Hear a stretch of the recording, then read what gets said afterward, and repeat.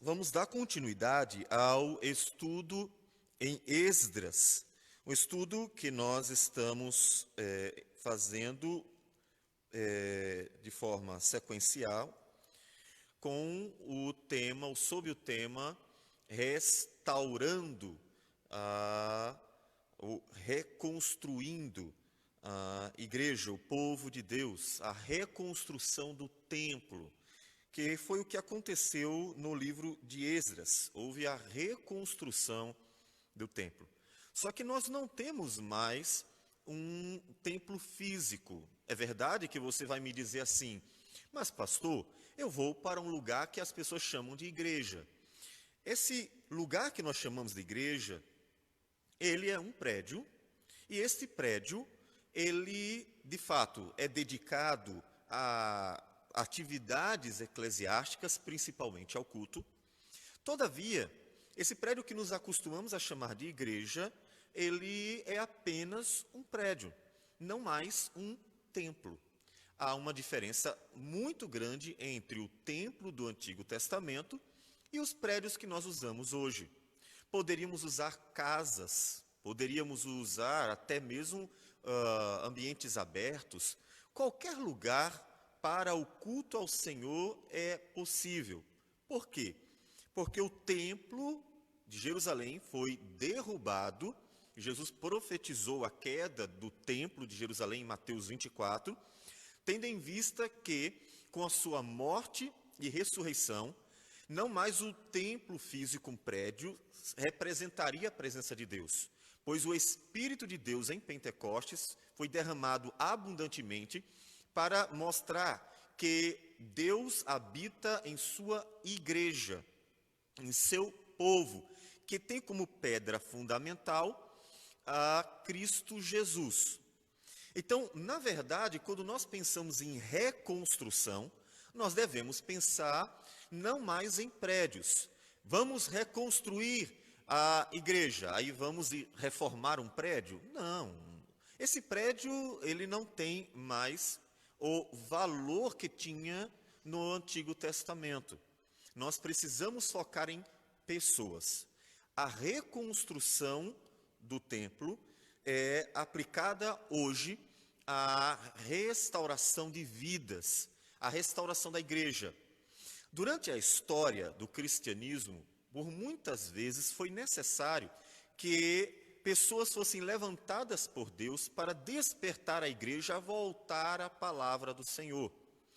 A reforma protestante é talvez o maior de todos esses momentos em que Deus levantou homens para protestarem os pecados da igreja, como Lutero fez. Ele não estava falando para o mundo, ele estava falando para a igreja. Lutero não se dirigiu a pessoas que não conheciam a Jesus, muito pelo contrário. Lutero protestou os pecados, principalmente da cúpula da igreja, ou seja, os líderes do cristianismo daqueles dias, eles estavam de tal modo se desviando da palavra do Senhor, que foi necessário que Deus levantasse homens para protestarem isso, para dizerem, não está certo, não é assim, e mostrarem para a liderança os erros que eles estavam cometendo e trazê-los de volta. O propósito foi esse. O propósito de Lutero não foi, em momento algum, simplesmente dividir a igreja ou se revoltar contra a liderança. Não havia nele qualquer interesse nem de assumir aquilo que eles conduziam, nem muito menos de trazer qualquer malefício para a igreja. O propósito de Lutero, quando protestou os pecados que a igreja estava cometendo a partir da direção de sua liderança, foi trazer a liderança de volta, fazendo-a refletir sobre aquilo que estavam fazendo. Então, havia ali um interesse de uma reconstrução. O que a reforma protestante foi? Uma reconstrução do templo de Deus. Prédios? Lógico que não. A reconstrução da igreja naqueles dias foi uma condução da igreja à palavra de Deus novamente. Por isso, inclusive, a bandeira só a Escritura, porque era necessário voltar para a Escritura para que a igreja realmente viesse a ser reformada. As bases precisavam ser trabalhadas, ou seja, recolocadas, para que o prédio pudesse ser reerguido ou reformado, reconstruído para a glória do Senhor. Hoje devemos dar sequência a esse trabalho, porque, inclusive, uma das bandeiras da reforma foi que a igreja reformada deveria estar sempre se reformando, ou seja, que ela deveria estar sempre atenta à necessidade de se autoanalisar. Observe que aqueles homens de Deus estavam tão certos de que o homem é propenso ao mal e que tende a outra vez se desviar dos caminhos do Senhor, que eles deixaram um legado para a geração seguinte, dizendo: vocês têm que estar atentos a cada geração, para que, quando houver um desvio da verdade, quando a igreja começar a se desviar outra vez, vocês então a tragam de volta à palavra do Senhor. E isso deve acontecer sempre que necessário. Em nossos dias, é muito necessário nós levarmos a igreja do Senhor, pensando aqui em cristianismo como um todo, de volta à palavra do Senhor. As pessoas são bastante místicas, são supersticiosas, são cheias de tradições, elas estão preocupadas muito com a questão material e, por isso, são facilmente conduzidas a teologias materialistas. As pessoas, elas julgam muito o que veem, então se preocupam mais com a beleza de um prédio do que com a beleza da vida da igreja. E tudo aquilo que está acontecendo de ruim na sociedade, todos os problemas, pode observar que eles também vão sendo colocados para dentro da igreja. Porque as pessoas vão entrando com esses problemas e, se não forem tratadas, elas vão simplesmente continuar com aqueles problemas. Ou seja, elas vão ter a consciência de que em Jesus há salvação, mas elas não vão perceber que isso deve começar um processo de transformação. E que a igreja de Jesus, ela não apenas anuncia a salvação em Jesus, mas o senhorio de Jesus. Ou seja, que Jesus é o Senhor das nossas vidas para que vivamos para Ele. Então, a reconstrução, ela é necessária. Tanto que Deus fez isso várias vezes. Depois da Reforma Protestante, nós encontramos outros movimentos que apontam para essa direção. Movimentos que trouxeram, como popularmente ficaram conhecidos, avivamentos para despertar a igreja. Ou seja, para fazê-la voltar à palavra. Nenhum avivamento, nenhuma iniciativa visando a reconstrução da igreja, do templo de Deus, que é o povo de Deus, poderá ser assim denominado se não voltar os olhos das pessoas para a palavra do Senhor. E nós vamos hoje para o capítulo 8 de Esdras. Este homem de Deus que entra na vida de Jerusalém, na história de Jerusalém, para contribuir com a sua edificação. Mais no que diz respeito à vida do povo do que de um prédio, tá certo? Porque o prédio, o templo, ele havia sido já reconstruído. Nós vimos isso no capítulo 6 de Esdras. E, no entanto, a vida do povo carecia de pastoreio, carecia do ensino da palavra do Senhor. Como nós também vimos pelo profeta Ageu, pelo profeta Zacarias, e podemos ver ainda no profeta Malaquias, que demonstram que, apesar de Deus ter trabalhado o coração daquele povo durante o período do cativeiro, ainda precisavam e continuamente precisariam ser pastoreados, precisariam ser dirigidos na palavra do Senhor. Então, nós vimos no capítulo 7 que Esdras conta o início de sua jornada para Jerusalém e como a boa mão de Deus conduziu a jornada até lá. Mas ele divide essa jornada e conta alguns detalhes do meio dela ainda no capítulo 8. E nós vamos fazer a leitura de do capítulo 8 de Esdras, versículo 15, o iniciozinho, e depois o versículo 21 a 23. Em seguida, pularemos para os versículos 31 a 36. Os irmãos acompanhem, eu vou mencionando. Capítulo 8 de Esdras, versículo 15. Ele começa dizendo: ajuntei-os perto do rio que corre para Avá, onde ficamos acampados 3 dias. Então é neste lugar, ali próximo do rio Avá, que Esdras está vivenciando aquilo que conta o capítulo 8. E o versículo 21 diz: então apregoei ali um jejum, melhor dizendo, ao rio Avá, para nos humilharmos perante o nosso Deus, para lhe pedirmos jornada feliz, para nós, para nossos filhos e para tudo que era nosso.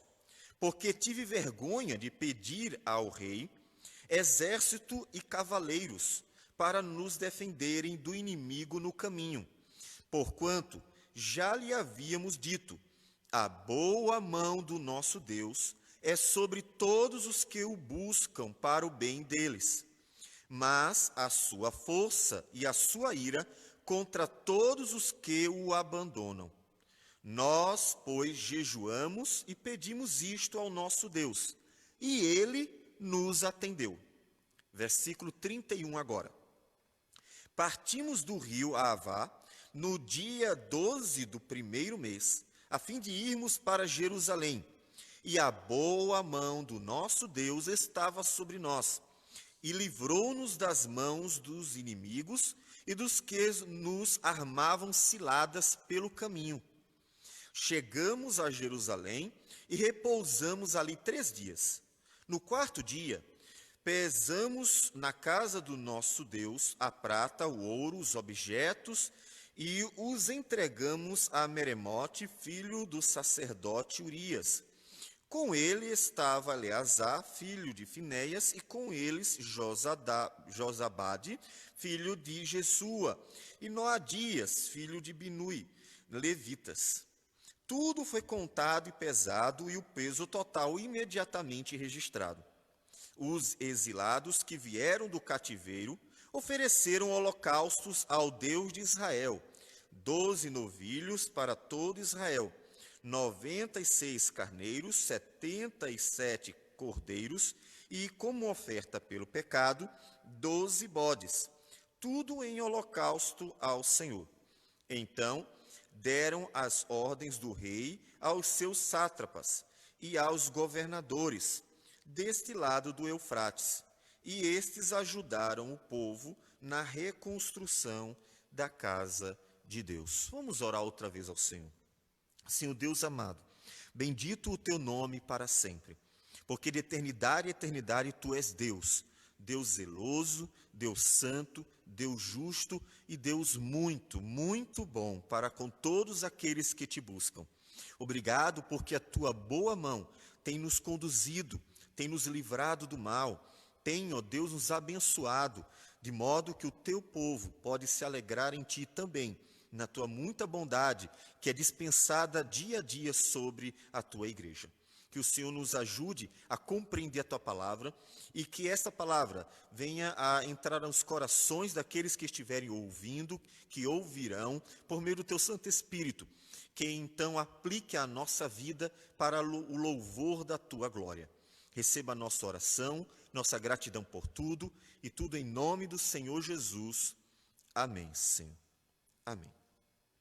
Pois bem, então, o que acontece nesse texto? Observe que Esdras está atento às dificuldades da jornada. A jornada do povo de Deus sempre foi cheia de dificuldades. Desde, inclusive, o pecado, desde que Adão e Eva pecaram contra o Senhor, nós podemos ler na história bíblica, na revelação da história do povo de Deus, da vida do povo de Deus, que dificuldades apareceram o tempo inteiro. Essas dificuldades devem ser entendidas de duas formas. devem ser entendidas como uma consequência de estarmos num mundo que sofre o pecado, um mundo que está debaixo do pecado, como Paulo diz em Romanos capítulo 8, ou seja, todos os problemas, todo o sofrimento, toda dor, toda angústia, toda dificuldade que nós passamos e vemos neste mundo, é uma consequência do pecado estar nesse mundo, mostrando para o ser humano quão ruim é o pecado, quão ruim é estar longe de Deus, quão ruim é desobedecer a Deus. E o pecado, com toda a desgraça que ele traz sobre o ser humano, então mostra ao homem como ele é nocivo. Esse é um ponto. Mas devemos entender um segundo ponto importante, que a Escritura nos revela para nós compreendermos que não é apenas o pecado que é o nosso inimigo. Paulo, lá em Efésios, no capítulo de número 2, nos primeiros versículos, ele fala de 3 inimigos. Ele fala do mundo, exatamente porque está debaixo do pecado e também porque jaz no maligno. Ele fala do próprio pecado, que está em todos os seres humanos. E ele fala também do diabo. Este terceiro adversário de nossas almas, ele esteve durante toda a revelação da narrativa bíblica, da história da redenção, esteve tentando impedir o cumprimento da salvação que se daria por meio do Filho de Deus, que nasceria no povo de Deus, conforme está revelado em Gênesis 3,15, conforme está revelado também em Gênesis, a partir do capítulo 12, na história de Abraão. Então, o inimigo do povo de Deus esteve sempre tentando dificultar a vida do povo de Deus, principalmente para impedir o cumprimento da promessa. Nós vemos isso melhor em Apocalipse 12, que nos conta como o diabo tentou matar, destruir o Filho de Deus, e como ele não foi bem sucedido nessa tentativa de impedir o projeto redentor, porque ali, por meio do Filho de Deus, ele seria derrotado, por meio do Redentor, ele seria finalmente derrotado, conforme nos diz Gênesis 3,15. Então, Esdras está atento às adversidades, aos adversários, os inimigos, que tentam impedir que a obra do Senhor ande, que Deus seja glorificado no meio do seu povo. E, tendo atenção a isso, Esdras vai convocar o povo à oração. Todavia, é interessante observarmos que o coração que motivou essa oração foi o testemunho de Esdras perante o rei. O versículo 22 do capítulo 8 de Esdras diz: porque tive vergonha de pedir ao rei exército e cavaleiros para nos defenderem do inimigo no caminho, porquanto já lhe havíamos dito: a boa mão do nosso Deus é sobre todos os que o buscam para o bem deles, mas a sua força e a sua ira contra todos os que o abandonam. Observe que Esdras está atento às implicações daquilo que nós cremos. Ou seja, o conhecimento de Deus tem implicações práticas. Essas implicações práticas, eles estão presentes na palavra do Senhor. Aqueles que conheciam a Deus, eles tinham que viver em acordo com esse conhecimento de Deus. Há um texto que é bastante interessante, porque mostra exatamente as implicações desse conhecimento de Deus num personagem que viveu contraditoriamente. Jonas, capítulo 4, ele nos conta que ele conhecia Deus. E, contraditoriamente, ele tentou fugir da presença de Deus para não obedecer a Deus. O interessante é que ele mostra que ele fez aquilo dali de propósito, porque ele conhecia Deus. Não foi o não conhecimento de Deus que o levou a fugir, foi o contrário. Por conhecer a Deus e ter em seu coração uma revolta, uma inimizade contra os ninivitas, que ele fugiu da presença do Senhor para tentar não pregar aos ninivitas. Veja o que diz capítulo 4, versículo de número 2. E orou ao Senhor e disse: Ah, Senhor, não foi isso que eu disse estando ainda na minha terra? Por isso me adiantei fugindo para Tarsis, pois sabia, veja o conhecimento de Deus que Jonas possuía.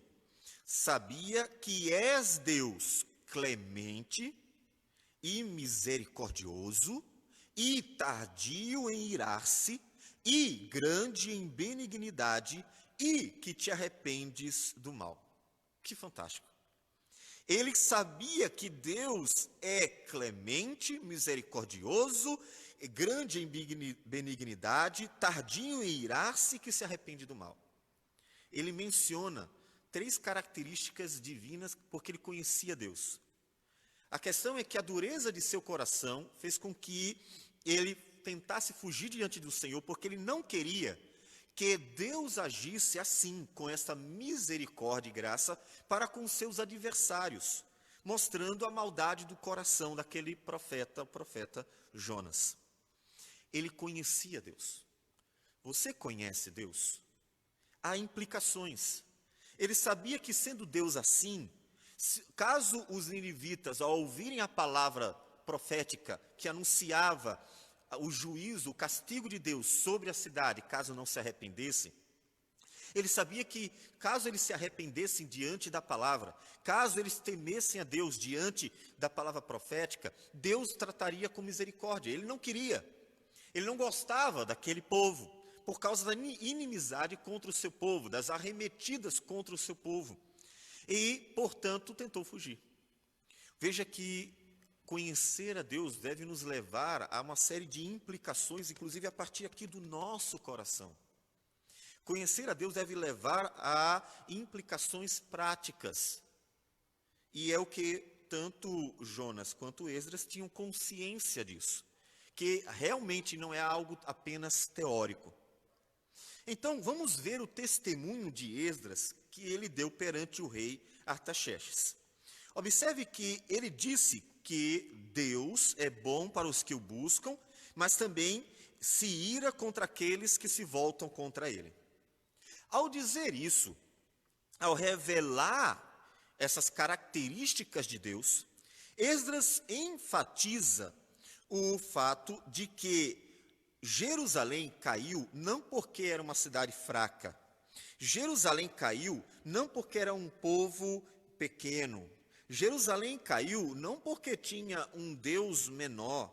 Que Jerusalém caiu simplesmente porque Deus se irou contra o povo e o entregou.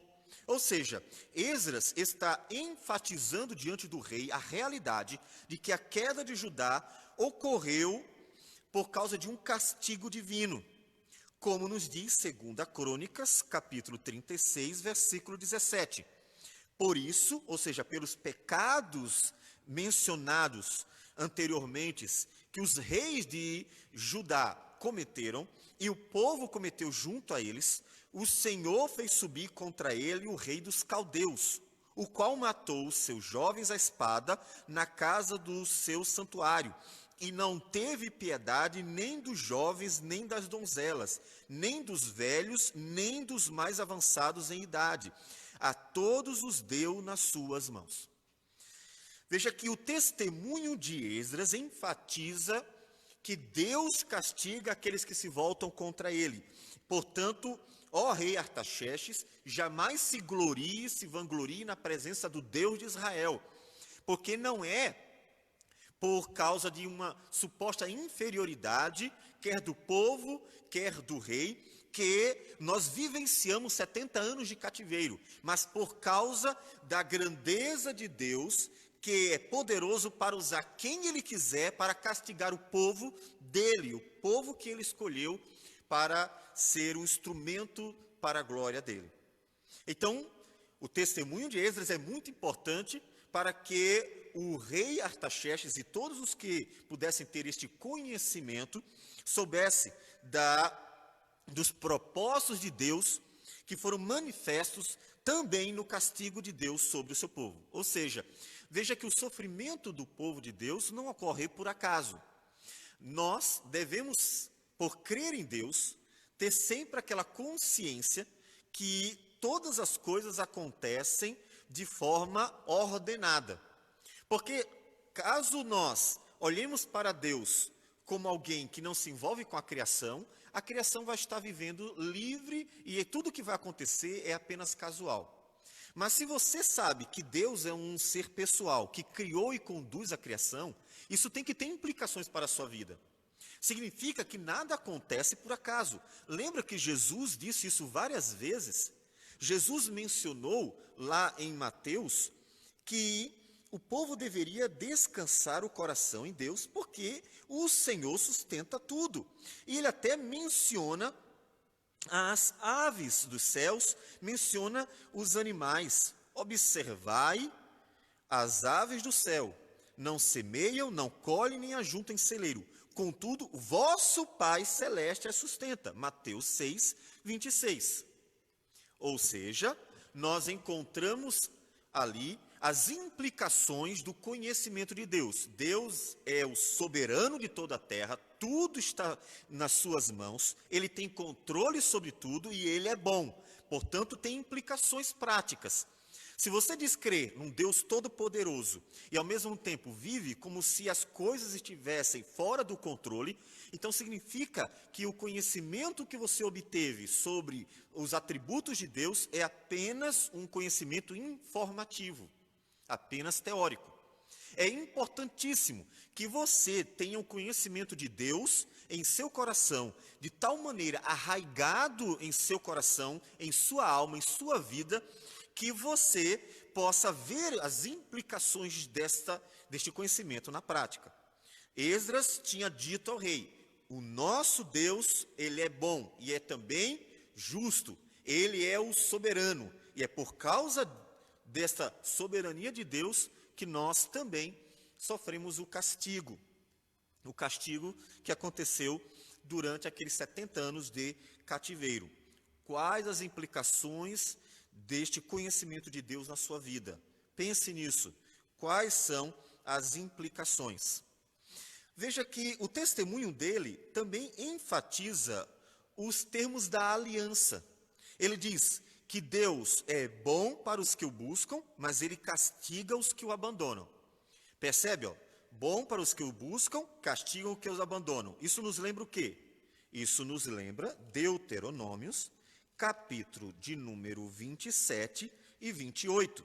Nós não vamos ler esses dois capítulos, todavia, podemos passar uma olhada nele, no fato de que o texto nos conta que o povo deveria ler as bênçãos e as maldições que Deus havia proferido e deveriam concordar para servir de testemunho contra o povo no dia que Deus castigasse este povo.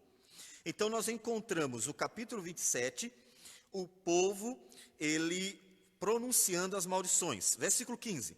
Maldito o homem que fizer imagem de escultura ou de fundição, abominável ao Senhor a obra de artífice, e a puser em lugar oculto, e todo o povo responderá, amém. E assim vai.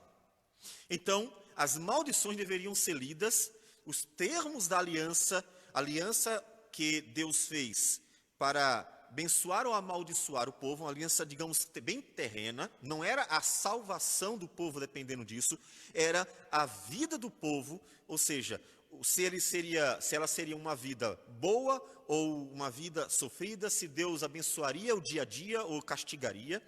São termos de uma aliança terrena, de uma aliança de obras, que na verdade não rege uma salvação, mas rege a vida do povo de Deus. E no capítulo 28, vem as bênçãos. Eles deveriam também proferir essas bênçãos. Versículo 3, por exemplo: bendito serás tu na cidade, e bendito será no campo, bendito o fruto do teu ventre, e assim por diante. Então, observemos que quando Esdras diz que Deus é bom para os que o buscam, mas castiga os que não o buscam, ele também mostrou os termos da aliança, que justificam exatamente o castigo de Deus sobre Judá. Porque foi a desobediência aos termos que fez com que Judá sofressem as maldições do termo da aliança que Deus havia feito em Deuteronômios 27 e 28. Então, Esdras está testemunhando quem é Deus, a sua palavra, suas obras para o rei Artaxerxes. E ele precisa ser coerente com esse testemunho. Ele falou, ele anunciou ao rei isso. Observemos também que quando ele diz que Deus é bom para os que o buscam e castiga os que os abandonam, então ele expõe os atributos de Deus. Quem é Deus? Esdras. Deus, ele é bom, ele é gracioso, Deus é também santo e é justo. Ele expõe atributos de Deus. Observe que a justiça de Deus não anula o amor de Deus, nem o amor de Deus anula a justiça de Deus. Um hábito comum em nossos dias é as pessoas quererem apenas uma parte dos atributos de Deus.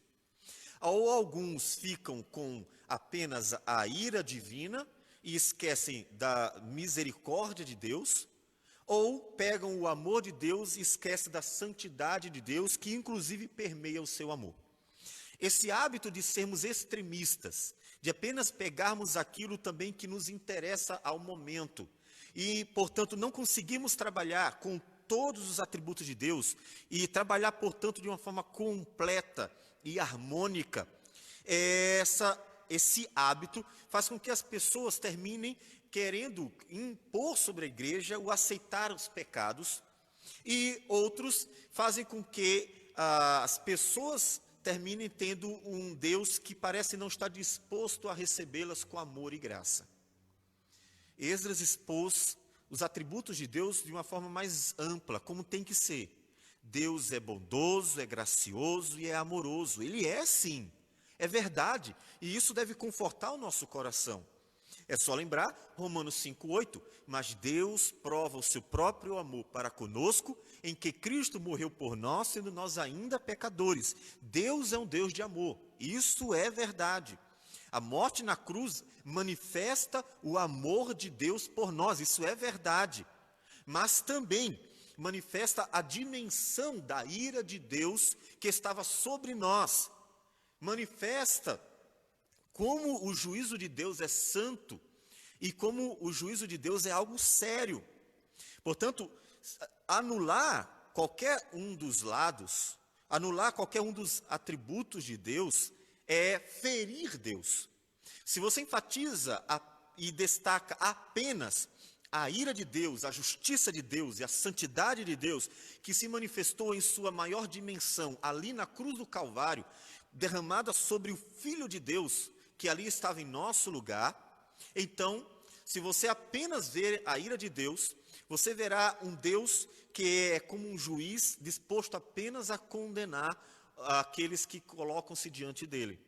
Mas se você vê apenas o amor de Deus ali na cruz do Calvário, onde Deus mostrou seu tão grande amor, como nos diz muito bem o apóstolo Paulo, e você esquecer que ali não estava apenas o amor de Deus sendo mostrado na cruz, mas também a ira de Deus, o juízo de Deus sendo derramado sobre o Filho dele, então você vai tender a tolerar todos os problemas, pecados e erros dos homens, como se não fosse importante reconduzir as pessoas para uma vida agradável a Deus, como se não fosse importante castigar, corrigir as pessoas quando elas errarem, pecarem contra Deus.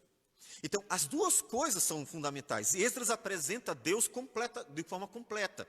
Deus, ele é bom, mas Deus também é justo. Deus é amoroso, mas ele também é santo e se ira por causa do ferir a santidade dele. Então, ele expõe atributos de Deus para o rei Artaxerxes em seu testemunho. Mas Esdras mostra mais uma coisa importante. Ele demonstra um relacionamento pessoal com Deus, confiado em suas promessas. Veja, Esdras mostrou que ele conhecia Deus. Deus, ele é bom para os que o buscam. Então, o rei Deus é bom conosco. Nós oramos a Deus e pedimos a Deus que nos socorra, que nos ajude, que nos proteja. Ele mostrou que há uma relação do povo de Deus com Deus. Deus é um ser pessoal, não impessoal. Que Deus se relaciona com o seu povo, que Ele quer que o seu povo ande com Ele. E aí o que acontece é que esse testemunho tem implicações e o Esdras ficou atento a isso. Veja, ele disse: tive vergonha de pedir ao rei dos exércitos, ao rei exército e cavaleiros. Eu já tinha dado testemunho, não posso agora chegar e pedir ao rei. O rei vai dizer assim: mas você não disse que Deus é bom para os que o buscam? Você não me disse que Deus é soberano? Você não testemunhou a grandeza e a bondade de Deus para todos os que o buscam? Esdras, você é um sacerdote e mostrou-se o tempo todo íntegro, fiel, temente a Deus. Deus não é capaz de proteger vocês? Ele poderia ser questionado. Observe que então a palavra de Deus, o conhecimento de Deus tem implicações. E Esdras então entendeu que não seria interessante expor assim uma fraqueza, que poderia ser o medo, expor uma brecha, dar uma brecha para o rei, para que ele pensasse o que não deveria de Deus. Deus é sim, então a gente precisa tomar uma outra atitude. E Esdras vai mostrar esse relacionamento com Deus, a característica da pessoalidade de Deus, por meio de sua oração e jejum. Ele apregoou um jejum junto ali ao rio, para nos humilharmos perante o nosso Deus. Ele vai buscar a Deus. Deus é um ser pessoal, ele se relaciona com aqueles que o buscam de verdade. E ele vai orar ao Senhor. E na sua oração, veja que Esdras mostra mais uma vez ter conhecimento de Deus. Porque ele diz que é para nós nos humilharmos perante Deus. Isso mostra a consciência de Esdras de que a própria natureza humana, ela é indigna das bênçãos de Deus. Ele não merece. Lembram de Daniel, livro do profeta Daniel, capítulo de número 9, versículos de número 7 e 8, nos dizem assim, quando Daniel está orando: a ti, ó Senhor, pertence a justiça, mas a nós o corar de vergonha, como hoje se vê aos homens de Judá, os moradores de Jerusalém, todo o Israel, quer os de perto, quer os de longe, em todas as terras por onde os tens lançado, por causa das suas transgressões que cometeram contra ti. Ó Senhor, a nós pertence o corar de vergonha, aos nossos reis, aos nossos príncipes e aos nossos pais, porque temos pecado contra ti. Então, Esdras conhece a Deus e sabe então que é indigno de receber de Deus qualquer coisa. Nós não recebemos de Deus algo que merecemos. Nós recebemos de Deus sempre algo que não merecemos. Porque nós nunca, jamais mereceremos de Deus a sua bondade. Por isso que se chama graça. Aquilo que Deus concede a nós é de forma graciosa. É por isso que nós sempre clamamos a Deus humildemente. Quando oramos, oramos humildemente. As orações de muitos em nossos dias, que são feitas determinando a Deus certas coisas, dizendo que Deus é obrigado a atender os seus pedidos, quando eles determinam a Deus, quando eles determinam que coisas aconteçam, eles estão desonrando a Deus, eles estão ofendendo a Deus, eles estão usurpando algo que não possuem, porque não possuem qualquer bondade em si mesmo. Nossas orações têm que ser sempre humildes, nós nos humilhamos diante do Senhor. Senhor, nós não merecemos nada de bom, mas o Senhor é bom. Então veja que a primeira consciência de Esdras, do conhecimento acerca de quem é Deus e de quem ele mesmo era, de quem era o povo, o ser humano, é de que nós não somos dignos das misericórdias de Deus. Todavia, ao se humilhar diante de Deus para pedir a Deus, ele mostra também o conhecimento desta graça e misericórdia de Deus, que nós vimos no versículo 22. Ele sabe que Deus é misericordioso, ele sabe que Deus é compassivo. E nós vemos isso de uma forma extraordinária no livro de Juízes, porque o livro de Juízes mostra Deus o tempo inteiro aceitando as orações de um povo de um coração absurdamente duro, porque é um livro que mostra como o povo estava o tempo inteiro se desviando, pecando contra o Senhor. E, no entanto, Deus atende graciosamente as orações desse povo, os pedidos que esse povo faz a Deus. Juízes, capítulo 10, versículo 16, diz assim: e tiraram os deuses alheios do meio de si, e serviram ao Senhor. Então já não pôde ele reter a sua compaixão por causa da desgraça de Israel. O que aconteceu? O povo clamou ao Senhor, porque os filisteus estavam pesando, fazendo o povo sofrer, oprimindo o povo. Então o povo clamou, e Deus disse assim: não vou mais atender vocês. Procurem os seus deuses, porque vocês estão cheios de deuses. Procurem os seus deuses. E Deus, então, à primeira vista, a primeiro momento, rejeita a oração do povo por causa de todo o seu paganismo, de seu desprezo a Deus no dia a dia. Mas o povo insiste e reconhece o pecado. O versículo 15 nos diz. E não só reconhece, como toma uma atitude, como nós lemos no 16. Tira os deuses e começam a servir e a adorar só a Deus. O povo se humilha diante de Deus. O que acontece? Deus não retém a sua compaixão. Então Deus vai lá e, por sua muita compaixão, vai e atende o pedido do seu povo. Ele vê o povo implorando, ele ouve o clamor do povo e atende o povo. Que Deus compassivo, que Deus gracioso. Se em algum momento da sua vida você achou que não seria mais agraciado com as misericórdias de Deus por causa dos seus muitos pecados, você precisa conhecer melhor a Deus.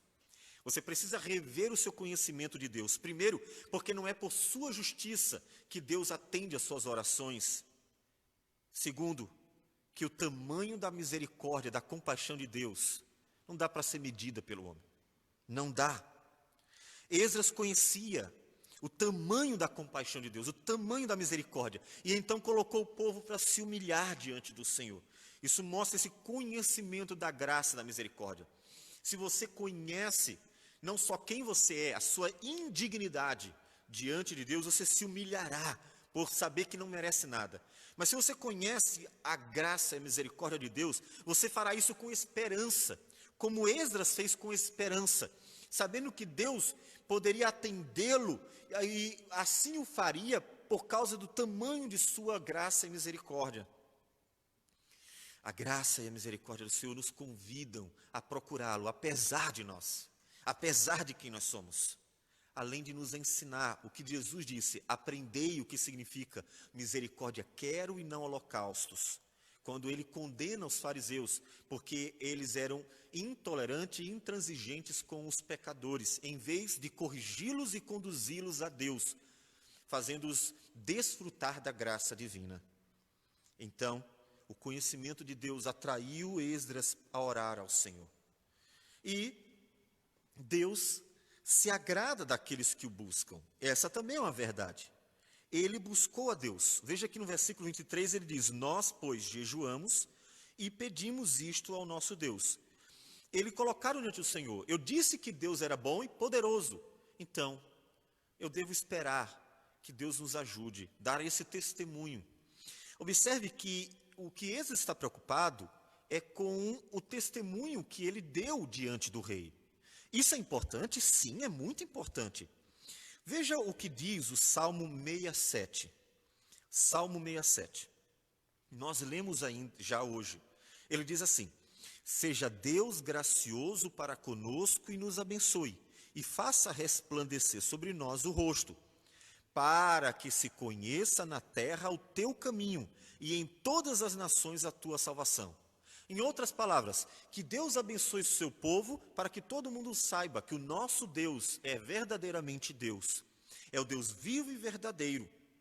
E ele diz: louvem-te os povos, ó Deus, louvem-te os povos todos. Veja, o testemunho das bênçãos de Deus no meio de Israel, para glorificar a Deus no meio das nações.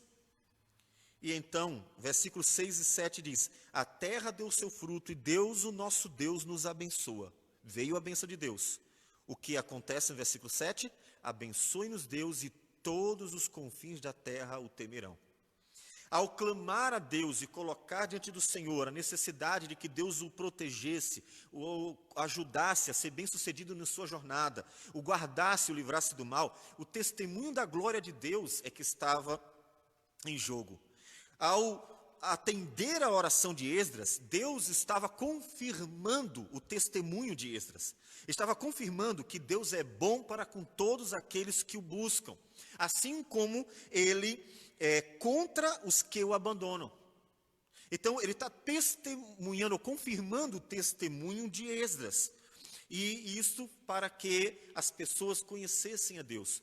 E assim o rei teria outra vez o testemunho, ou a confirmação desse testemunho, de que o que Esdras falou era verdade. Esdras foi cheio de ouro, cheio de riquezas. Imagine, se andar com pouco é perigoso. Nós temos aquela parábola chamada parábola do bom samaritano, como ficou conhecida, em que um homem foi roubado. Se era perigoso em alguns lugares, o pouco, quanto mais o muito, não atrairia uma série de ladrões e salteadores. Ele estava cheio de objetos que atrairiam a atenção, tanto de salteadores como dos inimigos, porque a questão é maior até.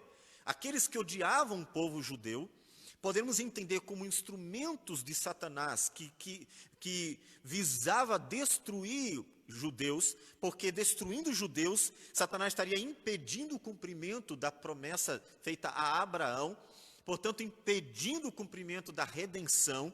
Ele faria com que Deus falhasse, o que não seria obviamente possível, mas ele tentava o tempo inteiro. Satanás tentou inúmeras vezes fazer com que Deus falhasse no seu plano. Então, aqueles ouros, aqueles objetos e o próprio propósito de edificar Jerusalém, de ensinar ao povo, de terminar a reconstrução do templo de Deus, tudo isso atraía inimigos. E ao abençoar a jornada, ao cuidar de seu povo, de Esdras e todos os que estavam com ele, Deus estava confirmando o testemunho de quem ele é. Este Deus maravilhoso, que abençoa os que o buscam, mas também castiga aqueles que o desprezam. Deus atendeu. Tanto é que no versículo 31, o Esdras nos conta como Deus atendeu.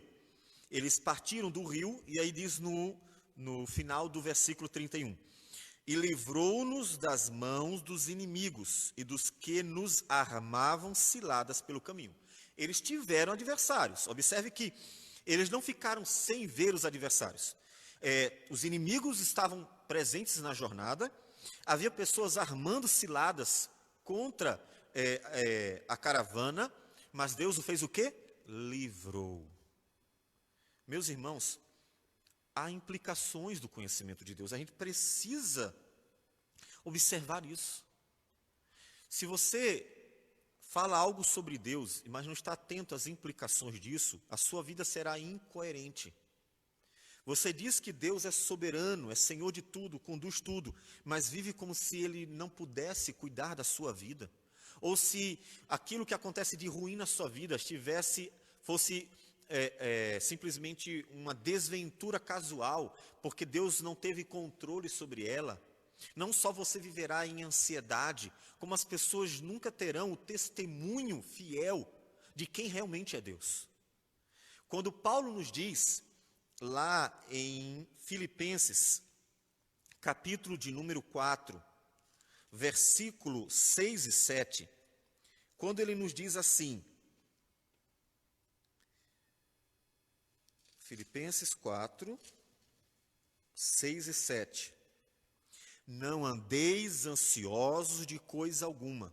Em tudo, porém, sejam conhecidas diante de Deus as vossas petições, pela oração e pela súplica, com ações de graças.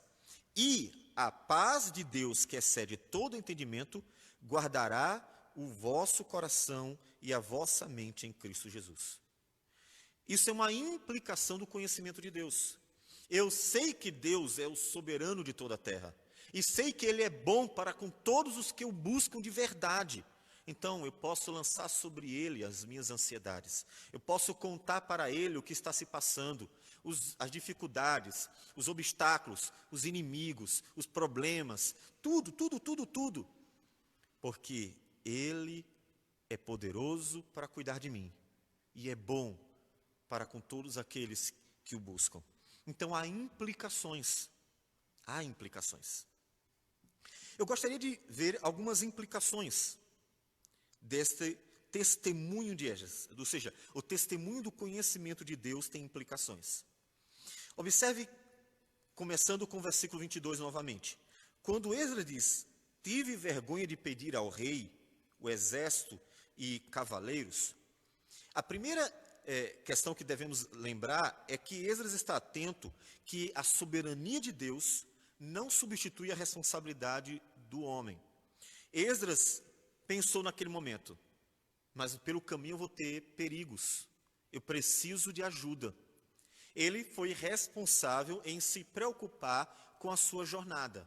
Ou seja, o fato de Deus ser o meu Senhor, o soberano, o Deus de todas as coisas, não anula a minha necessidade de ser prudente. Então, eu devo ser prudente e responsável, honrando a Deus com essa prudência e essa responsabilidade, porque isso não anula a soberania e a glória de Deus. Jesus, quando tentado por Satanás, que o instigou a se lançar de cima do pináculo do templo, Jesus respondeu para Satanás, não tentarás o Senhor teu Deus. Ou seja, o fato de Deus cuidar de seu povo e ter poder para cuidar do seu povo não anula a responsabilidade do homem.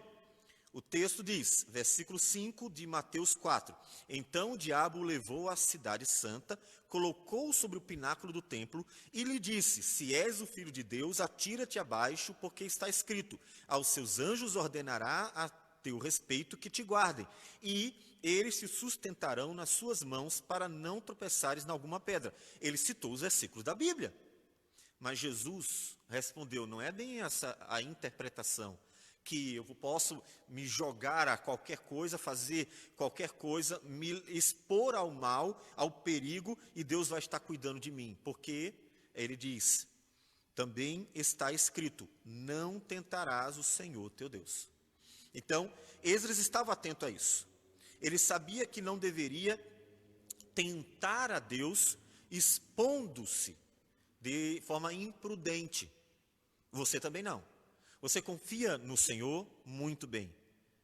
Deus guardará você e livrará quando você nem mesmo saberá. Você nem estará atento a isso. E Deus estará guardando você. Todavia, não seja propositadamente imprudente. Não seja propositadamente irresponsável. A fé não é um salto no escuro. Se você pular de um prédio, ninguém vai te salvar. Porque você tentou a Deus. Você pecou contra Deus. Mas se porventura você cair, Deus, conforme a sua boa vontade, pode ser que envie alguém para socorrer você naquele momento. Então, devemos entender que uma coisa não substitui a outra. Esdras, o que ele estava preocupado era com o nome do Senhor. Ele não queria que o testemunho dele fosse invalidado por causa de um pedido. E então ele simplesmente vai orar ao Senhor, como nós falamos. O que é que o conhecimento de Deus exige de Esdras? Oração. Esdras não conhecia o poder e a bondade de Deus. Esdras não sabia que Deus era um ser pessoal. Qual é a implicação disso? Orar sempre. Você diz que Deus é um ser pessoal, que Deus se relaciona com o seu povo. Você diz que Deus abençoa o seu povo. Você diz que Deus é bom, compassivo, misericordioso, grande em benignidade, que Deus, dele vem a provisão e assim por diante. Você diz todas essas coisas e não ora, e não busca Deus em oração.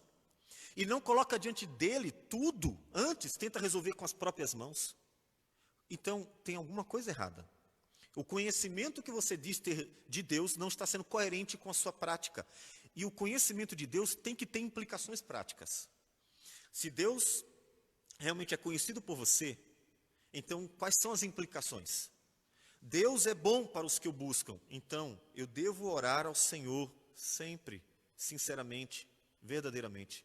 Deus é poderoso para me socorrer, então eu devo colocar tudo diante dele, confiando que ele pode me ajudar. O brasileiro, ele tem um hábito de dar um jeitinho em tudo.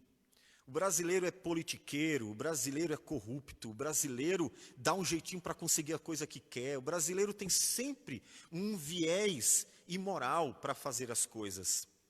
Porque o brasileiro vive como se Deus não existisse. É como se tudo dependesse de suas próprias forças. É claro que também há pessoas que acham ou vivem como se Deus não existisse e, por causa de sua educação moral, terminam tentando fazer as coisas de forma certa, mas também para a sua própria glória. Há pessoas que querem fazer o melhor, mas é porque no final elas querem se gloriar naquilo que fazem.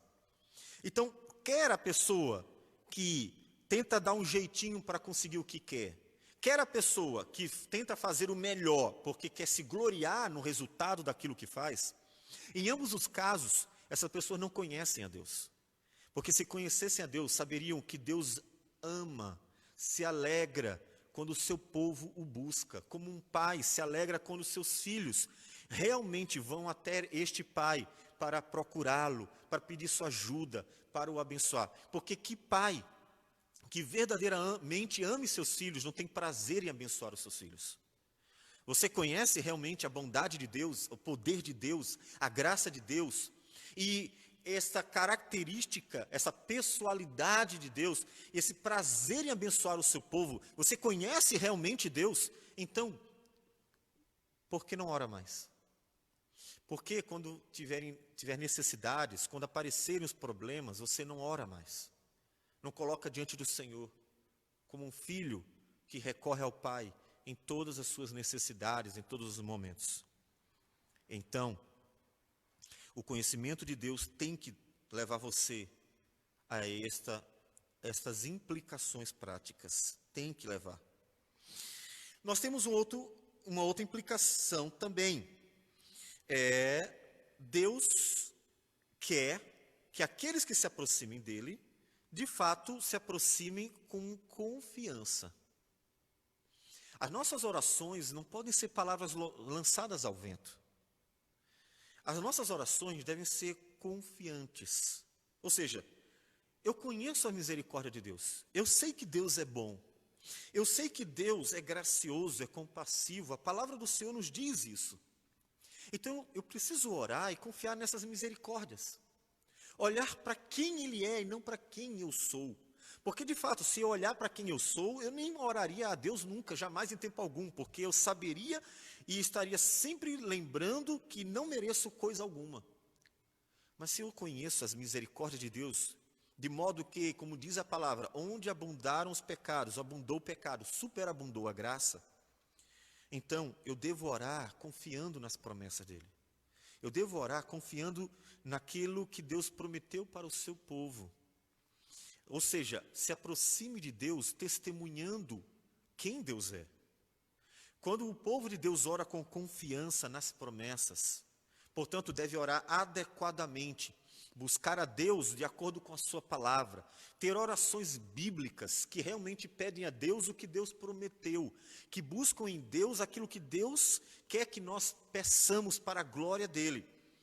Quando o povo de Deus ora desse jeito, com confiança, está testemunhando tanto a palavra de Deus, as promessas do Senhor, quanto está testemunhando também os atributos divinos, como a fidelidade, a bondade, a misericórdia e assim por diante. Então, é importante que o povo de Deus ore com confiança, com confiança. Busque ao Senhor como Ele quer que seja buscado. Eles oram ao Senhor, Deus atende. Esdras dá o testemunho. Mas não só fazem isso. O versículo 35 diz que quando eles chegaram, eles adoraram a Deus. Ofereceram holocaustos ao Deus de Israel. E aí conta o número, versículo de número 35. Eles adoraram a Deus. Eles glorificaram, agradeceram a Deus, porque sabiam que foi Deus realmente que o livrou, que os livrou de todos aqueles males. Eles adoraram. Ou seja, Deus quer que aqueles que se aproximam dele, se aproximem de verdade, com um coração realmente íntegro, ou como disse Jesus, em espírito e em verdade. Deus quer isso.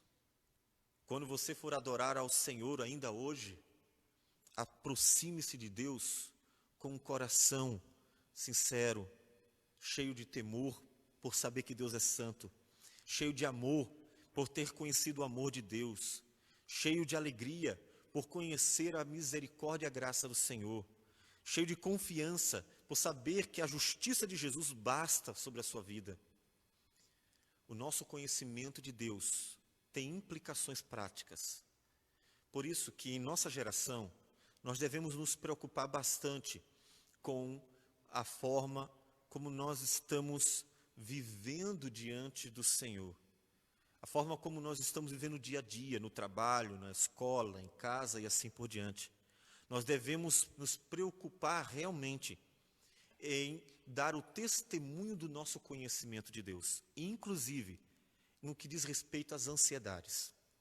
A ansiedade é um dos males mais comuns, mais presentes em nossos dias, porque é o estilo de vida da nossa sociedade.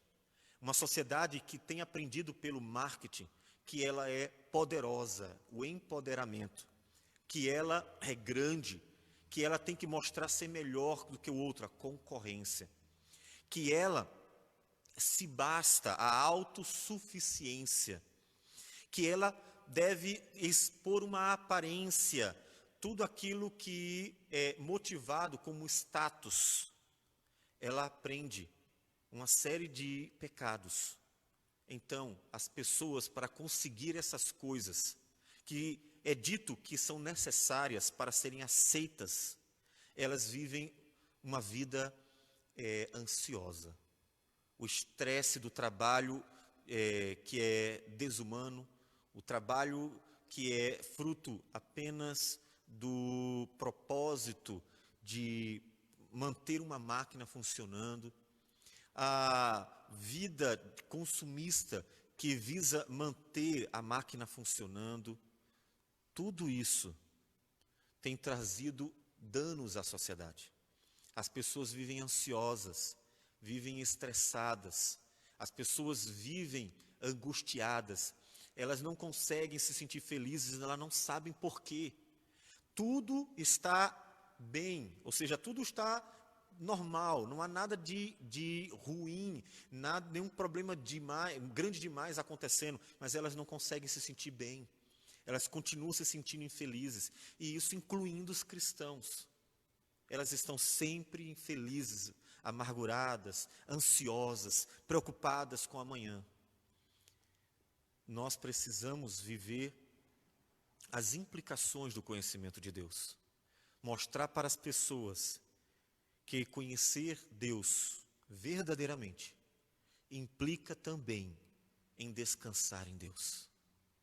Implica em mostrar para o mundo que eu posso confiar em Deus. Que quando os inimigos aparecem e são maiores do que eu, tenho um Deus que pode cuidar de mim. Eles vêm com armas, vêm com cavalos, e nós com o Senhor. Porque maior é o que está conosco do que aquele que está no mundo. Quando os problemas aparecem, eu sei que eles não apareceram por acaso. E, portanto, eu sei que tanto Deus está no controle, quanto Ele tem propósitos com todas as coisas. Eu sei que Ele pode me ensinar muito com os problemas. Eu sei que as perdas não acontecem por acaso. Eu sei que angústias podem trabalhar ou se tornar o cenário do trabalhar de Deus em meu coração. Eu sei que tudo está acontecendo para a glória dEle, porque tudo vem por meio dEle, é dEle e é para Ele. porque também todas as coisas colaboram para o bem dos que amam ao Senhor. E essas promessas me conduzem a Deus.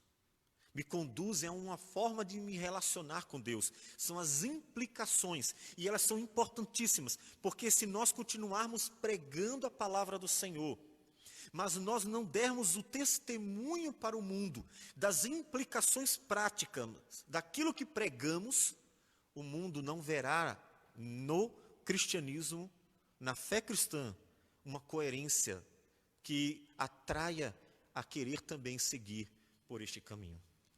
Então, comece a se relacionar com Deus segundo a palavra do Senhor.